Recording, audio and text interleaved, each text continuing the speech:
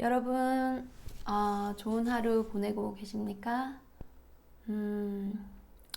여러 가지 우리가 마음적으로, 심적으로 힘든 그런 시기이지만 또 모든 건 마음먹기에 달려있다고 하잖아요. 그래서 이런 힘든 시기에도 또 우리가 좀 행복해지기 위해서 스스로 좀 노력할 필요가 있고 우리 주변에 아주 작은 행복들을 놓치지 않는다면 그래도 이렇게 힘든 시기지만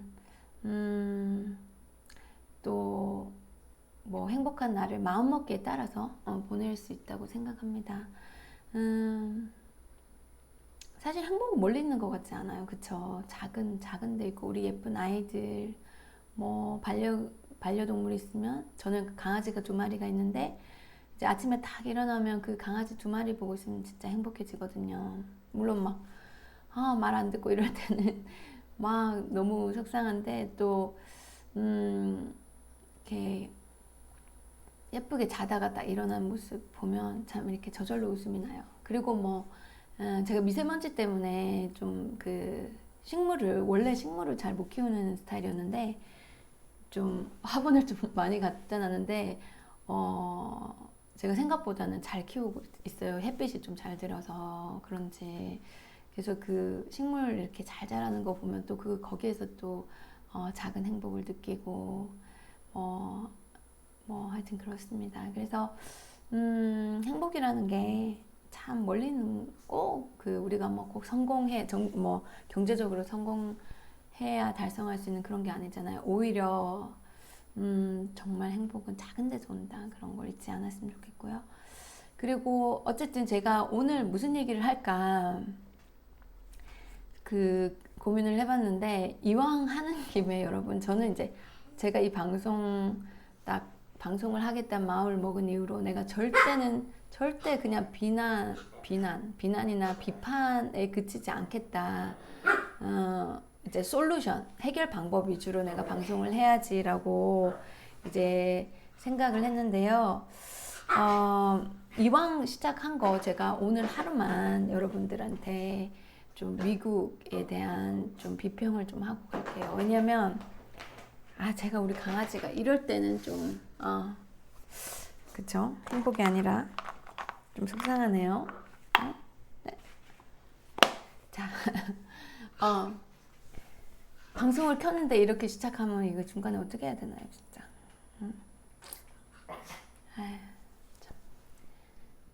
잠깐만 얘를 좀 안고 제가 방송을 좀 할게요. 오케이. 자, 그래서 이왕 시작한 거 제가 미국에 대해서 좀 속 시원히 좀 한번 말하고 가고 싶어서 얘 얼굴 너 보이지 마. 말하고 가고 싶어서 이제 제가 오늘 좀 여러분 한번 미국 얘기를 한번 들어보세요. 자, 미국이 얼마나 망가졌냐 하면은 제가 그래서 가끔은 이런 생각이 들어요. 제가 미국 살 때 이제 미국에 사시는 한국 분들이시죠. 이제 그런 분들이 이 한국 정치에 또 여전히 관심이 있어요. 그래서 한국은 제가 이제 공항 간다고 택시를 탔는데 한국 택시, 한국인이 하는 택시. 한국은 너 왜 이러니? 왜 이래? 얘 뽀뽀하고 싶어? 그러니까 한국은 알았어 좀 떼줄게. 한국은 다 잘하는데 정치만 고치면 된다. 막 이런 얘기를 하시더라고요. 정치만 좀 잘하면 된다.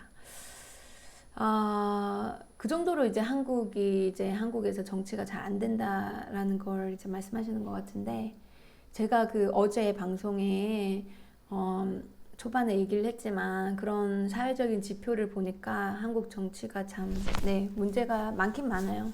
굉장히 많아요. 근데 과연 미국 정치만큼 문제가 많을까? 또 이런 생각도 해봐요. 사실 제가 잘 몰라서 또 그렇게 순진한 말을 할 수도 있는데, 미국 정치만큼 정말 나쁠까? 어떤 게 더 나쁠까요, 여러분? 또 제가 또 핸드폰을 진동으로 하는 걸 잊어버려가지고. 핸드폰 진동으로 하겠습니다. 우리 학생들이 숙제를 다 했다고 하네요. 저는 숙제를 좀 많이 내주는 선생님이거든요. 어른들도 숙제가 있어야 열심히 하더라고요. 어쨌든 그래서 이제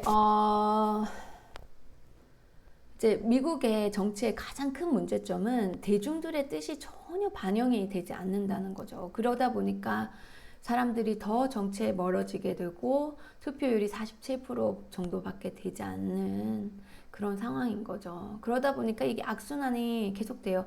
정치에 시민들이 관심을 가지지 않을수록 정치는 더 썩고, 정치가 썩을수록 정치에 대한 희망을 버리면서 막 그 정치에 대한 혐오감을 느끼면서 더 멀어지고, 이 양쪽이 자꾸 이게 더 나빠지게 되는 그런 악순환을 계속하는 거죠. 우리가 미국도 그렇고 한국도 그렇고 이걸 어떻게 하면 깨야 되냐, 어떻게 깨냐, 지금 여기에 지금 관건이 달려 있는데, 제가 미국에 대한 비판을 하나만 더 하고 간다 그랬잖아요. 그럼 빠질 수 없는 게 정경유착, 합법적인 정경유착이라고 했잖아요. 그 중에서도 아주 내돈하는 정경유착이 여러 가지가 있지만, 여러분한테 제가 추천드리고 싶은 영화 한 편이 꼭 있어요. 이거는 아마 재밌게 보실 거예요. 지루하지 않게. 정말 좀 놀라면서 보실 건데, 넷플릭스에 있더라고요. 저도 최근에 봤어요. 근데 정말 냉철하고 아주 세심하게 잘 만들어 놓은 다큐멘터리예요. Inside Job이라는 다큐멘터리인데, 제가 이 방송 그 설명란에 이름하고 다 이제 넣어 놓을게요. Inside Job이에요. Inside Job. 어느 내려갈래? 이제 조용히 해. 자, 인사이드 잡인데 출연은 맷 데이먼, 되게 유명한 사람이죠, 그렇죠? 맷 데이먼이 하고, 감독은 찰스 퍼거슨이랍니다. 찰스 퍼거슨. 2008년 세계 경제를 위기로 몰고 간 월스트리트의 뿌리 깊고 만연한 부패를 한국말이 왜 자꾸 안 되는지 모르겠어요. 설득력 있게 그리고 자세하게 파헤친다. 그래서 이 내용을 보시면, 이 월스트리트 이 금융계가 어떻게 2008년도 세계 경제를 위기로 몰고 가게 됐고, 그렇게 된 계기가 이 정치인들이 월스트리트에 거의 하수꾼 노릇을 했기 때문에 정말 마음대로 할 수 있었다. 진짜. 아무 제어 없이 마음대로 할 수 있었다 이거고, 이 미국의 이런 사태는 전 세계에 영향을 미치기 때문에 여러분, 이건 우리가 정말 꼭 이렇게 알고 넘어갈 필요가 있다고 생각합니다. 그래서 사실 이 미국 정치를 바꾸는 게 우리 전 세계에도 엄청나게 긍정적인 역할을 하는 거죠. 미국은 전 세계에 영향력을 미치잖아요, 그렇죠? 그래서 이 인사이드 잡이라는 영화를 보시면 정말 이 정경유착이 얼마나 시기적으로 언제부터 심화됐으며 어떻게 진짜 가속도가 붙었는지, 정말 그 쓰라린 현실을 여러분들이 잘 느낄 수 있을 겁니다. 그리고 오늘 하나 또 넘겨짚고 가고 싶은 거는, 또 이 정경유착하면 코크 브라더스라는 인물들을 빼놓을 수가 없어요. 아마 여러분들 뭐 미국에 대해서 좀 관심을 가져서 이렇게 자료를 찾아봤던 분들은 들어보셨을 수 있어요. 코크 브라더스라고, 코크 형제들. 그 석유 가스 산업의 그 아주 많은 그 산업을 소유하고 계신 그 두 형제입니다. 두 형제. 자, 이 사람들이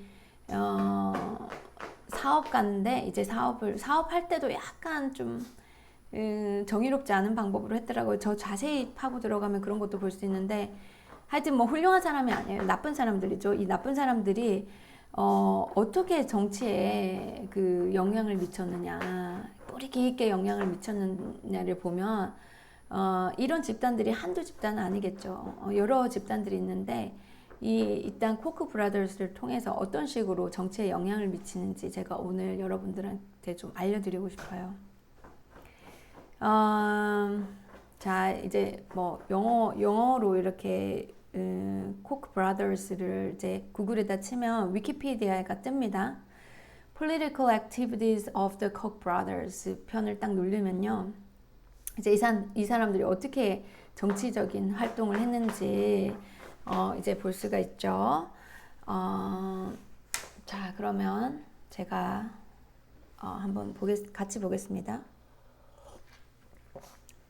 The political activities of the Koch brothers include the financial and political influence of Charles G. and David H. Koch on United States politics. 데이비드 코크라는 형제 중에 한 명은 2019년도에 이제 돌아가셨어요.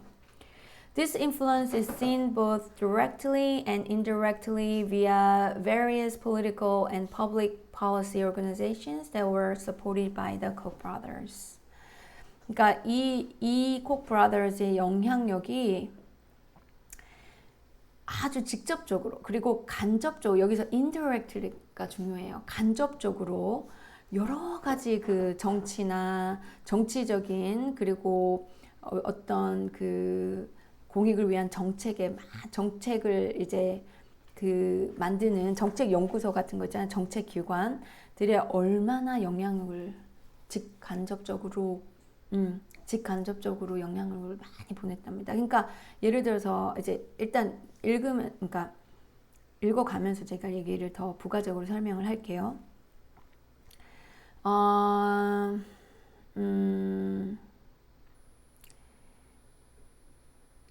The brothers have made significant financial contributions to libertarian and conservative think tanks and have donated primarily to Republican Party candidates running for office. A network of like-minded donors organized by the Kochs pledged to spend $889 million from 2009 to 2016, and its infrastructure has been set by political to rival that of the Republican National Committee. 이게 어떻게 되냐면 그 libertarian and conservative think tanks. 그러니까 지금 미국에서 이게 뭐 우리 김누리 교수님이 그랬잖아요. 뭐 한쪽은 진보, 한쪽은 보수. 그렇지만 다 거짓이라고. 근데 여기도 하여튼 미국에서 말하는 뭐 좌파 이런 것도 다 이제 유럽에 비하면 말도 아닌데 말도 안 되는 건데 어쨌든 뭐 그런 걸 따지기 전에 리버타리안이 뭐 이제 약간 민주당 계열이라고 사람들이 생각하고요. 컨서버티브가 이제 보수 쪽 공화당이라고 이제 그렇게 자기네들은 주장하는데 이 양쪽 다 띵크탱크에 엄청나게 이제 돈을 쏟아부은 거죠. 돈을 막 지원을 해준 거예요. 양쪽 다. 그러면 그런 띵크탱크가 정책을 만드는 연구소인데 돈을 받으면 어떻게 돼요? 막 거기서 막 너무 많은 돈을 받으면 어떻게 돼요? 거기에 반대되는 정책을 과감하게 이렇게 펼칠 수 있을까요, 여러분? 그냥 솔직히 상식적으로 딱 생각해보면 알잖아요. 그냥 목줄을 잡고 있는 거죠. 그쵸? 자, 그래서 근데 이제 이 양쪽 다 이렇게 기부를 했는데 좀 더 이제 그 공화당 쪽으로 기부를 했나 봐요. 그래서 사실 공화당 쪽이 조금 더 어떻게 보면 환경 정책 면에서 더 소극적인 게 지금 이제 뭐 도널드 트럼프도 환경 쪽은 아예 그 사람은 뭐 환경을 무시하잖아요. 그러니까 그런 게 약간 공화당 쪽에 더 느낌이 강한 거죠. 근데 양쪽 다 똑같아요. 지금은 양쪽 다 똑같아요. 사실은. 사실 제가 이 설명란에 조 바이든이 돈 받은 그 있잖아요. 공개적으로 이렇게 기부받은 회사를 보면은 그 회사들이 조 바이든뿐만 아니라 공화당. 그러니까 예를 들어서 이제 제약회사가 어디에 이제 기부했냐 이런 자료들을 찾아볼 수 있거든요. opensecret.org라는 웹사이트 가면 이제 이제 공개적으로 기부를 한 회사들의 목록이랑 그 금액이 다 볼 수 있어요. 그 금액을 보면 양쪽 다. 그러니까 왜냐면 미국에는 두 당밖에 없잖아요. 독점하는 두 당. 그러니까 다른 당들도 있지만 거의 뭐 TV 토론회에도 초청이 안 되잖아요. 그러니까 이 양쪽 당에 기부를 하면 어느 당이 대통령이 되건 자기네들은 그냥 둘 다 이제 보호되는 거예요. 어느 당이 대통령이 되든 상관이 없는 거예요. 그렇죠? 그러니까 이제 양쪽 다 기부를 비슷하게 하더라고요. 두 개밖에 없으니까 당이 한 10개는 있어야 되는데 그럼 10군데를 다 해야 되는데 그렇죠? 어쨌든 이건 농담이고 정말 이 캠페인 파이낸스 리폼으로 이 회사에서 기부를 절대 기부를 뭐 스웨덴처럼 1,000만 원 이상을 아예 못하게 정말 철저하게 막아야 됩니다. 이건 미국에서 사활을 걸고 해야 되는 문제죠. 어쨌든 그래서 이제 그 같은 마음을 가지고 있는 donors가 뭐냐면 이제 기부하는 사람들이에요. 그러니까 뭐 아까 제약회사도 들어갈 것이고 보험회사도 들어갈 것이고 뭐 군수물자회사 뭐 월스트리트 금융회사 다 이제 뭐 그리고 심지어는 뭐 사설 뭐 감옥소부터 시작해서 뭐 이런 그 업종들이 다 이제 같은 목표를 가진 이제 그 기부자들이 다 이제 콕 브라더스가 그 오거나이즈를 또 했어요. 조직화했어요. 와, 대단하죠. 아주. 이 조직화해가지고 2009년도에서 2016년도까지 889 million 달러를 썼다고 합니다. 그렇지만 제가 저번에 말씀드렸다시피 그 다크 머니라고 있다고 했잖아요. 그러니까 소스를 밝게 어디서 돈이 들어왔는지 모르는 돈들이 또 엄청 많아요. 그렇게 할 수 있대요. 그 법을 살짝 이렇게 활용하면 자기 출처를 밝히지 않고 정당이나 정치인들한테 가게 얼마든지 진짜 뭐 거의 무제한의 돈이 갈 수 있다고 합니다. 그 내용을 이제 설명해 놓은 게 이제 칸 아카데미라고 아주 좋은 동영상이 있거든요. 그거에 대해서는 다음에 또 얘기를 해볼게요. 그런 구조에 대해서 아주 설명을 잘 해놨더라고요. It's infrastructure. 그래서 그 금액이 얼마나 크냐면 그 공화당 이제 위원회를 이제 RNC라고 하거든요. 이제 DNC는 이제 민주당 이제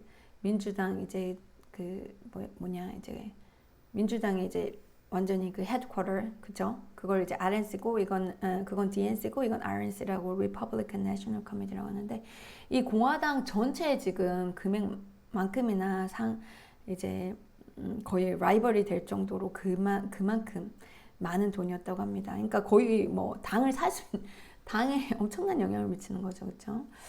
그래서 아주 적극적으로 이제 거기에 돈을 쏟아 부은 거죠. 돈을 쏟아 부었는데 이제 주로 초반기에는 이제 공화당 쪽으로 이 콕 브라더스는 많이 쏟아 부었다고 하네요. 이 조직된 또 그 기부자들이. 그래서 이제 좀 특징적인 거는 이제 어떤 걸 반대하는 로비에 주로 돈을 썼냐면은 여기에 나오죠. Government's role in healthcare and climate change mitigation. 그러니까 기후 위기에 대한 그런 환경 정책 당연한 거겠죠. 자기는 이제 석탄 회사니까 기후 위기에 어떻게 보면 기후를 파괴하는 그런 산업이잖아요. 그래서 기후 변화에 대한 그러한 관련된 이제 환경 정책과 여기에 healthcare 나오죠. 그러니까 이 의료, 국가 의료 정책, 의료보험 정책, 이 정책에 그 정부의 역할을 이제 정부가 제대로 그런 정책을 하지 못하게 반대하는데 돈을 거의 다 썼다고 합니다. 2010년도에 100 million 달러를 이제 한 수십 개의 free market 그러니까 자유시장을 그 추구하는 그런 기관들에게 썼다고 합니다. 그리고 본인들이 또 그런 기관을 만들기도 했어요. 아예 기관을 세웠어요. 기관을 세워서 연구기관처럼 이렇게 연구기관이나 자선단체 아주 사회에 좋은 그 필란트로픽이라고 하죠. 그러니까 막 우리 빌 게이츠도 왜 그렇게 알려져 있잖아요. 사실은 빌 게이츠는 미국에서는 아주 지탄받는 인물입니다. 그거에 대해서는 다음에 또 할게요. 아주 진짜 최악의 사람으로 알려져 있는데 빌 게이츠가 어쨌든 그 자세한 내용 다음에 또 할게요. 그래서 이제 막 정말 그 사회 좋은 활동을 하는 것 같은 이제 이름도 막 이렇게 보면 Stand Together 이걸 또 2019년도에 만들었다고 하는데 다 함께 힘을 합쳐서 다 함께 우리가 맞서자 하는 게 Stand Together 굉장히 좋은 말 같잖아요. 근데 이제 이런 이름만 봐서는 그 기관의 진정한 뜻을 알 수 없는 거죠. 그러니까 이런 기관들이 여기저기 지금 막 수도 없이 박혀 있다고 하네요. 미국 전체 사회에서. 그러니까 그런 기관들이 정말 많은 젊은이들, 순수한 젊은이들, 그리고 우리 대중들에 완전히 세뇌를 시키고 있다는 거죠. 얼마나 무섭습니까, 여러분? 기관의 이름으로, 연구소의 이름으로, 싱크탱크의 이름으로, 정치인이라는 이름으로, 미디어라는 이름으로, 지금 얼마나 많은, 그 대중들, 미국 대중들을 지금 세뇌시키고 있나요? 참스, 또 이름이 생각나는데, 노암 참스키라고 아주 유명한 그 언어학자가 있잖아요. 미국에서는 이제 정치적인 발언을 좀 많이 하시는 분이라 노암 참스키가 이런 말을 하셨어요. 수조 원의 돈이 미국 대중들의 대중들을 세뇌시키기 위해서 쓰여지고 있다. 지금 미국 현재 수조 원의 돈들이 미국의 대중들을 세뇌시키기 위해서 쓰여지고 있다. 이런 말씀을, 그런 명언을 하셨어요. 그분 지금 90세 넘었는데 아직까지도 그런 코멘트 뭐 이렇게 인터뷰 많이 나오니까 노암 참스키를 한번 여러분들 찾아보세요. 그래서 다시 하나만 더 읽고 넘어갈게요. 그러면 political activity 이제 보면은 Koch Industries describes itself as being committed to free societies and free market principles and as supporting those who champaign these things 이렇게 얘기를 했죠. 그러니까 코크 산업이 이제 자기 스스로 이렇게 자기는 아주 자유로운 사회 그리고 자유시장의 그런 기본 원칙을 추구하고 그런 원칙을 따르는 챔피언들, 영웅들을 이제 지지한다 이렇게 표현한다고 하는데 이 자유라는 말을 여러분들 진짜 이거 잘 생각해요. 자유는 진짜 좋은 거잖아요, 그쵸? 자유만큼 좋은 단어가 어디 있어요? 자유만큼? 근데 이 자유라는 게 자유라는 이름의 뒤에 감춰진 이 의도를 잘 읽으셔야 돼요. 그러니까 미국 같은 사회를 정말 통찰력 있게 정치나 사회를 잘 관찰해 보시면요. 이 자유시장, 그리고 아까 libertarian, 뭐 이런 표현들 있죠. free market, 뭐, free society, 이런 게 마음대로 해도 된다는 거예요. 그러니까 예를 들어서 제가 그랬잖아요. 똑같은 당뇨병에 쓰여지는 인슐린 가격이 캐나다에 딱 국경을 바로 위에 넘어가면 거기서는 10분의 1 가격이라고요. 미국의 10분의 1 가격. 그 한 예예요. 그런 게 뭐 엄청 많아요. 그러니까 자유란 여기 이 회사들이 말하는 자유라는 건 나 내 맘대로 할 수 있어. 나를 국가가 조정한다고? 말도 안 돼. 그거는 공산주의지. 그거는 진짜 실패한 사회주의지. 이렇게 주장하는 거예요. 모든 시장을 자유롭게 내버려 둬야 그게 정말 진정으로 제대로 된 사회이고 그런 사회가 발전하고 그런 사회에서 모든 사람이 행복할 수 있다. 모든 사람들이 성공을 위해서 나아갈 수 있다. 이렇게 주장을 하는 거예요. 사실 겉으로 들으면 참 좋은 말이죠. 나쁜 말은 아니잖아요. 자유롭게. 얼마나 좋은 말이에요. 근데 그 자유가 이제 완전히 그 자유를 악용하는 거죠. 악용. 이 회사들이. 이런 회사들이 악용하는 거예요. 그래서 이제는 정말 우리가 사회에 관심을 가지지 않으면 정말 사회나 정치에 관심을 가지지 않으면요, 정말 쉽게 동조돼 버려요. 그래서 이제 어떤 현상이 벌어지냐면은, 그, 여러분들이 팍스 뉴스 있죠? 팍스, FOX, 그리고 MSNBC라고 이제 미국 채널이 있어요. 이제 양 두 개, 물론 ABC도 있고 더 많은데, 이제 크게 두 가지를 보세요. MSNBC에 들어가시고, 팍스에 들어가시면요, 여러 가지 뉴스들이 있어요. 유튜브에 채널이 있거든요. 무료거든요. 들어가시면 이제 MSNBC는 노골적으로 민주당을 지지하고, 팍스는 노골적으로 아예 대놓고 이제 공화당을 지지합니다. 트럼프 쪽, 그쵸? 자, 그러면 그 양쪽을 한번 보셔가지고 그 밑에 댓글을 한번 보세요. 그 댓글을 보면 팍스 밑에는 이제 거의 다 또 트럼프 지지자나 이제 공화당 지지자들이 막 그 민주당 뭐 쟤네들은 미쳤다, 쟤네들은 공산주의다, 빨갱이다, 뭐 우리 미국 전체를 몰락하게 만들 것이다, 뭐 이렇게 주장하고, 그 다음에 또 MSNBC에 들어가서 댓글을 보면 막 트럼프 지지자를 완전히 다 미쳤다, 무식하다, 또 뭐지, 공화당을 막 대놓고 또 막 공격하는, 막 대놓고 공격하는 그런 진짜 양극단의 극단의 그런 댓글을 볼 수 있는데요.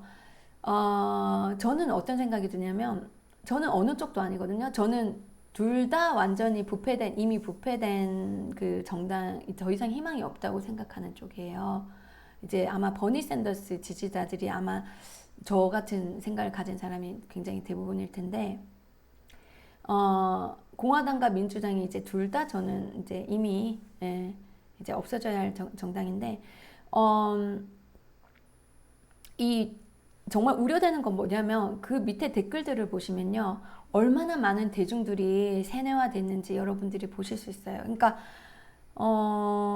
정말 팍스 쪽 밑에는 완전히 그냥 공화당에 그냥 복종하는 그런 사람들, 또 MSNBC 밑에는 완전히 진짜 막 맹목적으로 그 민주당을 지지하는 사람들인데 서로 싸워요. 서로 욕하고. 그러니까 이게 어떤 현상이냐면, 그 싸우면서 우리가 정말 중요한 이슈들을 놓치게 만드는 시스템으로 만들어 놓은 거죠. 그러니까 서로가 싸워요. 서로가 적인 것 같이. 그러니까 국민들이 서로가 적이 되는 거죠. 너가 옳니, 내가 옳니. 이 두 개의 흑백에서 그냥 하나를 골라야 되는 그런 그 상황 자체가 엉터리인 줄은 모르고 지금 서로를 적으로 생각해요. 그러면서 그 모든 우리 그 정치적인 열망, 열정, 우리의 에너지를 다 싸우는데 소모를 해버립니다. 싸우는데. 그러면 그런 상황을 이렇게 팔짱 끼고 웃으면서 바라보는 계층들이 있겠죠? 그 계층들이 과연 누굴까요? 여러분 곰곰이 생각해 주세요. 이렇게 내려다보면서 잘하고 있어. 잘하고 있네. 저기도 잘하고 저기도 잘하고 있어. 계속 이렇게 돌아가야지. 그치? 누가 이렇게 참 우매한 국민들 이러면서 웃으면서 자기네들의 그 부와 권력을 펑펑 누리면서 살고 있을까요? 어떤 집단들이? 그쵸? 그 백악관을 주무르고 있는 그 집단들이겠죠. 법을 꽉 잡고 있는 그 집단들이겠죠. 자기네 유리한 법을 만들 수 있고 불리한 법은 막을 수 있는 그런 집단들이겠죠. 소수이익 집단들. 미국은 버니 샌더스 분의 말에 의하면 거의 뭐 1%의 상위 부자들이 대부분의 자산을 다 소유하고 있어요. 한국도 마찬가지인 것 같더라고요.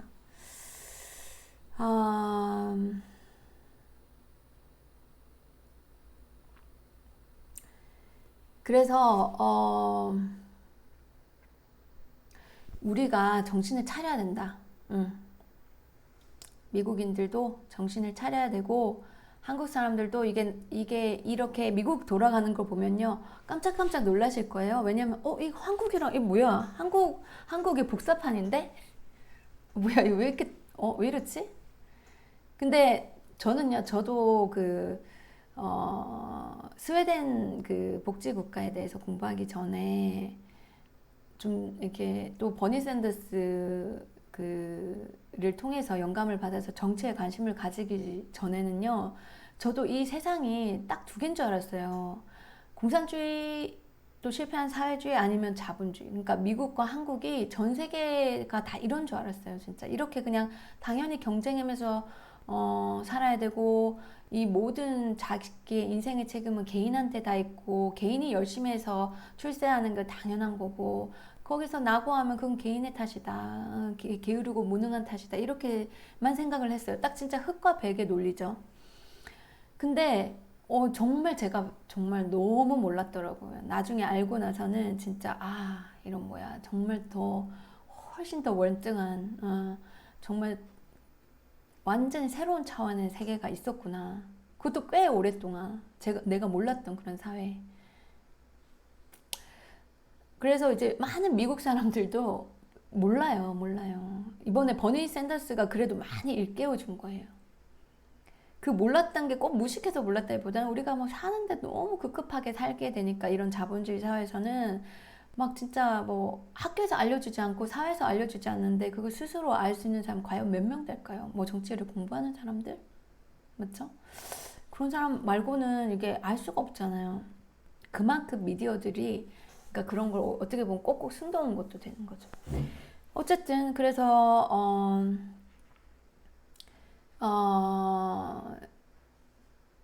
지금 여러분들 진짜 제 말을 안 믿지 마시고 팍스 채널 가셔서 댓글 보시고 영어 공부도 되잖아요. 그쵸?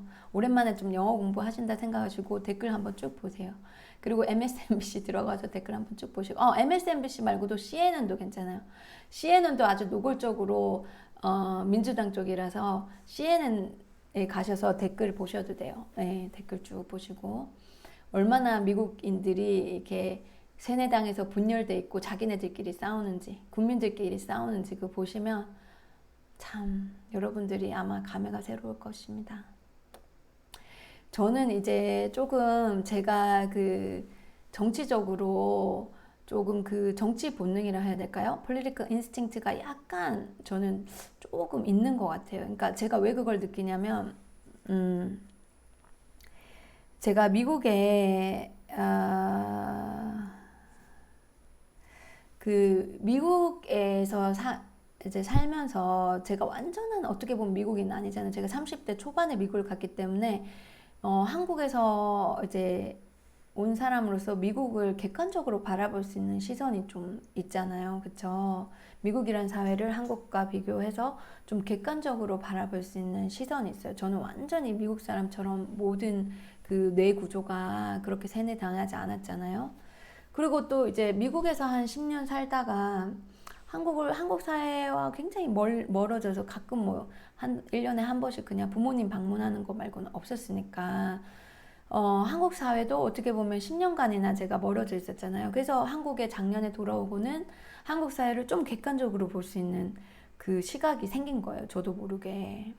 내가 만약에 미국에 이민 가지 않고 그냥 한국에서 계속 지금 살았다면 저도 어떻게 보면 한국 사회에 세뇌당해서 한국 사회를 객관적으로 보기가 굉장히 힘들었을지도 몰라요. 뭐 이런 제가 뭐 이 40대 중반에 이런 정치 이야기로 방송을 과연 했을까? 내가 그냥 한국에 살았더라면? 모르겠어요, 사실. 근데 이제 뭐 어떻게 보면 운이 좋은 거죠. 고생은 뭐 말할 것도 없이 했지만, 미국에 가서. 그래서 나는 미국 사회도 좀 객관적으로 바라볼 수 있고, 한국 사회도 좀 객관적으로 바라볼 수 있어요. 그렇게 약간 객관적으로 바라봤을 때, 그 사회의 문제점이 어떻게 보면 더 잘 보이기도 하거든요. 두드러지게 보이기도 하거든요. 이제 게다가 제가 그냥 미국하고 한국만 알았더라면, 내가 버니 샌더스라는 정치인을 몰랐더라면, 혹은 내가 스웨덴 정치에 대해서 스웨덴의 그 사회민주당이 이룬 사회민주주의라는 나라를 몰랐더라면, 또 어떻게 보면 우물안 개구리처럼 한국 사회나 미국 사회를 바라봤을지도 몰라요. 다행인 거는 제가 진짜 제 인생에서 가장 진짜 눈을 뜨게 해준 거라면 저를 정말 희망과 행복을 준 사건을 하나 꼽자면 진짜 이 스웨덴의 정치를 배우게 된 거. 이쪽으로 내가 좀 깊이 심도 있게 공부하게 된 거, 이게 진짜 제 인생의 진짜 전환점이라고 생각합니다. 제 인생에 눈을 뜨게 해주고 희망을 준 거죠. 그러니까 저는 이 스웨덴 정치를 이렇게 책을 읽으면서 너무 진짜 너무 가슴이 떨리고 희망적으로 됐어요. 왜냐면 전 이 세계가 진짜 한국 아닌 미국 같은 이런 전쟁터인 줄 알았거든요. 그런 거밖에 없는 줄 알았어요. 근데 정말 새로운 제3의 세계가 있다는 거에 눈을 뜨면서 와, 인간의 삶이 이렇게도 될 수 있구나. 진짜 그러면서 막 가슴이 부풀어 오르고 너무너무 행복해졌거든요. 진짜 우리도 이렇게 돼야 되겠다. 물론 제가 여러분들 뭐 스웨덴이 100% 진짜 이 세상의 낙원이라고 주장하지는 않습니다. 다른 나라에 비하면 이런 북유럽이나 몇몇 서유럽은 어떻게 보면 낙원이긴 해요. 사실은.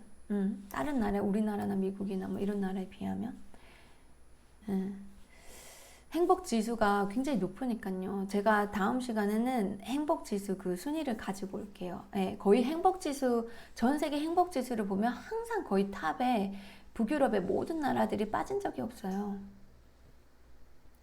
사회민주당이 거의 집권하는 북유럽의 그 나라들이 그 행복 순위 그 탑에서 빠진 적이 없어요. 미국하고 한국은 한참 아래죠.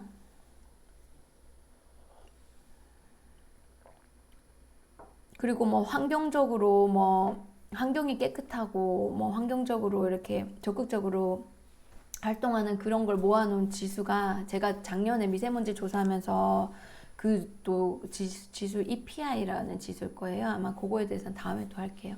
그 지수에도 보면 거의 탑은 북유럽이 또 다 차지하고 있어요. 여성들의 정치 참여, 제가 탑 스웨덴이라고 그랬죠. 잘 사는 나라 중에. 뭐 그런 것들도 다 거의 탑. 그리고 뭐 친환경적인 도시, 자전거 도로가 굉장히 친환경적으로 가장 잘 되어 있는 것도 덴마크. 노르웨이 오슬로는 몇 년인지 정확하게 기억 안 나는데 2050년인가 그때까지 아예 자기 도시에 차를 전면 금지하는 게 목표로 또 나아가고 있더라고요. 그러니까 이 환경 문제에 있어서도 우리보다 한 50년은 앞서 있는 나라들인 것 같습니다. 정치뿐만 아니라 우리가 환경적인 것도 정말 많이 배워야 될 거예요. 그 나라에. 우리가 롤 모델이 있다는 게 참 어떻게 보면 행복한 거예요. 제가 무조건 그런 나라를 추종하자는 거 절대 아닙니다. 우리나라도 훌륭한 게 많고 우리나라 고유의 장점을 분명히 발전시켜야 되고요.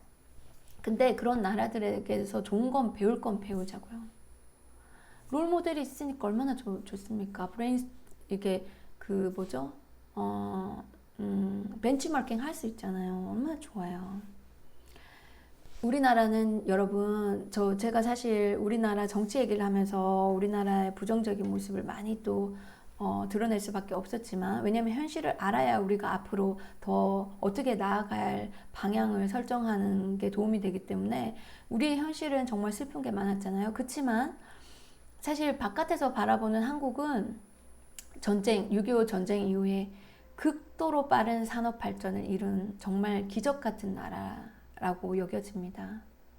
그리고 촛불 집회 같은 경우는 정말 국민들이 단합해서 정말 민주적인 그런 정말 평화로운 시위가 끝나면 그 쓰레기까지 다 이렇게 줍고 치워주는 그런 진짜 멋있는 나라가 어디 있어요? 그런 멋진 국민들이 어디 있어요? 그러니까 우리나라가 참 잠재력을 많이 갖고 있어요. 우리 선배들 정말 자기 인생을 희생하면서 열심히 일하셨고 진짜 쉬는 날도 없이 정말 허리띠 졸라매면서 너무너무 우리 선배들 고생하셨어요. 우리 조상님들, 우리 부모님 세대들 정말 존경스럽고 감사드리고 우리가 GDP 거의 지금 12위, 11위죠? 이까지 올라온 건 진짜 그분들의 희생입니다, 여러분. 그걸 절대 잊으면 안 돼요. 다만 그럼 앞으로 어떻게 할 것인가? 우리가 우리의 장점은 살리고 우리의 단점은 과감하게 개혁해서 정말 정말 전 세계에서 가장 멋진 우리 대한민국을 만들려면 우리의 문제점은 또 과감하게 비판할 수 있어야 되고 문제를 회피하지 말고 직시해야 되고 이게 어디서 잘못됐는지 그리고 앞으로 어떻게 해야 되는지 과감하게 밀어붙여야 될 필요가 있죠. 그게 우리 다음 세대들이 해야 될 몫입니다. 지금 40대, 30대, 20대, 10대 우리 다음 세대들이 이 우리나라를 정말 제대로 올바른 방향으로 이끌어 나가야 됩니다. 그 모델은 미국도 아니고 그쵸? 저 먼 우리나라에서 저 멀리 떨어진 저는 북유럽 스웨덴, 덴마크 뭐 이런 나라들 핀란드, 노르웨이 뭐 이런 나라들 그리고 뭐 프랑스, 독일, 네덜란드, 오스트리아 스위스랜드 이런 나라들에서 다 배울 점이 다 여기저기 있다고 생각합니다. 그래서 그런 나라들 이제 나라 전 세계를 다 연구를 잘해서 각각 나라들만의 정말 훌륭한 정책들을 우리가 잘 보고 배워서 우리만의 것으로 바꿔서 이제 과감한 정말 그 원리와 소신을 가지고 밀어붙일 수 있는 그런 정당이 필요합니다. 그래서 오늘의 결론은 또 그거예요, 여러분. 결론은 항상 한 가지로 끝나는데 오늘의 결론은 이 미국 사회, 우리나라 사회가 참 닮아 있는데 이러한 그 국민들끼리 분열하게 만든 이러한 전체적인 정치 구조, 정치 시스템을 과감하게 탈피해야 된다.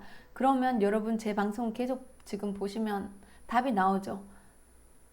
개헌을 해서 의원 내각제로 갈 수 있으면 가고요. 그 양당 독점제를 깨기 위해서 비례대표제로 과감한 선거제도 개혁을 해야 됩니다. 근데 이걸 하기 위해서는 기존의 기득권을 가지고 있는 정치인들은 하지 않으려고 할지도 모르잖아요. 그렇죠? 그러니까 여러 우리 국민들 모두의 단합이 필요합니다. 진짜 어쩌면 촛불 시위만큼의 그 정도의 어떤 국민들의 결단이 있어야만 우리나라의 정치 선진화가 가능할지도 모릅니다. 그래서 이 모든 국민들의 정말 국민들이 바라는 모두가 함께 잘 사는 사회, 양극화가 양극화의 아주 뭐 그런 불평등한 사회가 아니라 모두 행복할 수 있고 모두 잘 사는 사회를 위해서 여러분들이 힘써 주셔야 돼요. 그 시작은 구체적인 시작은 선거제도 개혁 그리고 어쩌면 대통령제도 이제는 너무 좀 한계를 보이는 것 같아요. 의원 내각제로 가는 걸 좀 진지하게 진짜 고민을 해보고 일단은 비례대표제를 가야 됩니다. 그리고 동시에 제가 항상 빼놓지 않고 얘기하는 거 있죠. 정말 좋은 정당, 대중을 위한 정당, 공부하는 정당, 기존의 어떤 그런 서로 죽이고 진짜 막 서로 비난을 위한 비난을 퍼붓고 서로 싸우고 서로 막 비평하고 그런 어떤 그 인상 찌푸려지는 그런 구도에서 벗어나서 정말 미래지향적이고 진짜 이슈를 개혁할 수 있는 정말 진짜 중요한 이슈 교육부터 뭐 사회 불평등, 차별, 노인 정책, 여성 정책, 남녀 평등, 장애인 정책, 노동 정책 모든 이러한 중요한 정책들에 정말 초점을 맞출 수 있는 흔들리지 않는 정당 그리고 진정한 언론인들 어딘가에 분명히 계시리라고 생각합니다. 진정한 그런 중요한 이슈들을 부각시킬 수 있는 진정한 언론인들이 우리는 필요합니다. 그 역할을 해줄 수 있는 젊은 세대, 미래 세대가 사회민주당을 만들어야 됩니다, 여러분. 여러분 이 사회민주당을 만드는데 적극 동참해 주시고, 제가 어디서 어떻게 시작을 해야 될지 몰라서 유튜브 방송으로 시작했는데요. 우리가 마음이 통하는 이런 그 국민들이 어서 빨리 모였으면 좋겠습니다. 그리고 오늘 오후에 그 김누리 교수님의 책이 아마 우리 집에 도착을 할 것 같아요. 그래서 그 책을 정말 너무너무 제가 꼭 읽고 싶었는데, 제가 그 책을 오늘 내일 중으로 다 읽고 여러분들하고 또 그 책에 대해서 또 한번 얘기를 나누고 싶네요. 제가 지금 이런 그 사회민주당을 만들기 위해서 지금 몇몇 분을 머릿속에 꽂고 있는데, 그 김누리 교수님도 그 중에 한 분이세요. 그래서 제가 우선 책을 좀 잘 읽어보고 그때 또 판단을 하려고 합니다. 여러분들 혹시 주변에 정말 이런 마음을 가지고 헌신할 수 있는 정치인이나 언론인이나 이런 분, 그 정치를 하고 싶은 사람 있으면 이 채널에 꼭 연결시켜 주세요. 네. 여러분 자신의 인생을 위해서라도, 여러분 자녀, 여러분 부모님, 여러분 나중에 손자까지를 위해서라도 진짜 우리가 적극적으로 해야 됩니다, 여러분. 아시겠죠? 저는 오늘은 진짜 희망차게, 여러분들에게 희망을 주고 싶고, 사실 미국 비평으로 시작했지만, 여러분, 우리 그 희망을 잃지 맙시다. 알았죠? 희망적으로 오늘도 좋은 하루 보내시고요. 내일 또 찾아뵙겠습니다. 여러분, 행복하세요. 안녕.